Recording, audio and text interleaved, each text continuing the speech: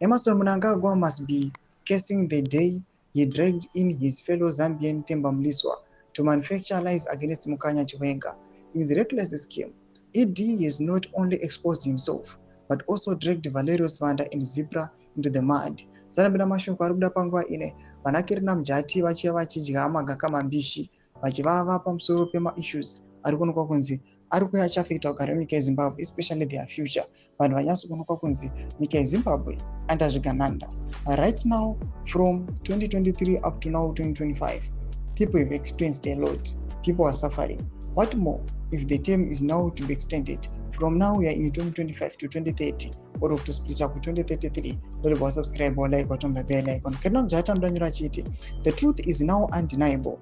Mnangagwa harbors a deep vendetta against the Lansantla comrades who lifted him from the dust when Mugabe had already reduced him to a useless Mupoteri.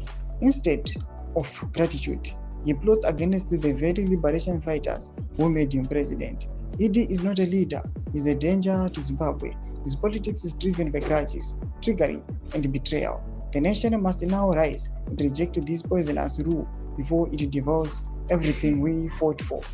Vapoteri veku Mumbwa must go. They are treacherous and a security risk to our nation. Thomas Kwaruda panguva ino atiri kuona kuti Kerana Mjati ari kuramba zvigananda nema-leaders avo vachiti aiwa these guys vanonyatsozikanwa kuti vari kuuya kuzodestabilize our own country. Ari kuvati they came from Zambia. These guys ari kuvati vana Mupoteri they must return back vasiyane nenyika yedu.